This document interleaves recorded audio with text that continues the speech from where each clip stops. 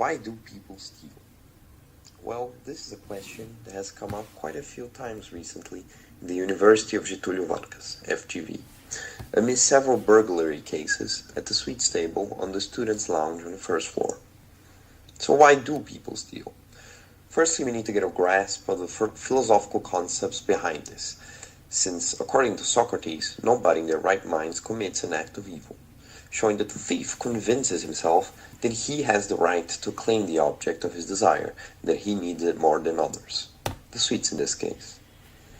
With that aside, we can conclude that the reasoning for the thieving could only be one of these five. Maybe they're not aware that what they're doing is wrong, like for example kids when they do something bad. This does not apply to our case because we're in a university environment with grown adults. Maybe they think that they have the right to have this specific thing. For example, when you pay for a night at a hotel and you decide to take the towel with you because you think you paid for it.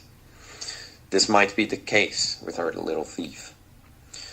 Because they need to supply their needs. For example, when you're really hungry and you don't have money to buy food. This does not apply to our case again because University of Getúlio Vargas is an elite school, which is really expensive, and sweets do not count for actual supply food. Because it looks like there's so much, and the difference for you stealing one will not matter.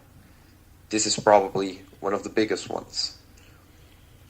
Or because of the thrill of it, when you get a really adrenaline rush from the act of the theft. This does not apply again because it's a controlled environment and nobody sees the person stealing. So, why are we calling this out?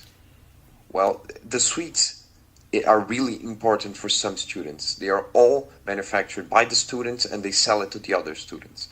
And this is important because a lot of them either put a lot of work on the sweets or they use it to pay the school if their parents don't have enough money to sustain them.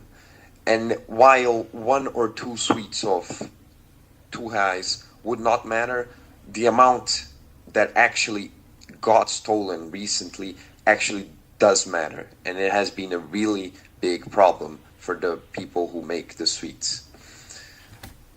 So we propose a solution. So instead of just having the sweets table being completely anonymous, which is a warranting that will make it easier to steal, we will have the people who make the sweets there voluntarily participate.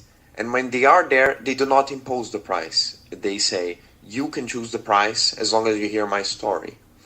And they tell him the story of why they sell the sweets, what they gain with it, how the sweets were made, how long it took. Because then it wouldn't just be the sweets and the warranting of the thief. It would be the story behind it. And you would be actually paying for the story behind the sweet. And this would probably at least reduce the number of stealings. Most of all, also because when you have a physical contact with the person who actually made the sweet, you will not just steal it in their face. And this is a really big problem in our university right now. And we actually call to the ethic on each and all of us so that this can stop and everyone can either pay for their nice little sweets made with love and care or just not get them at all.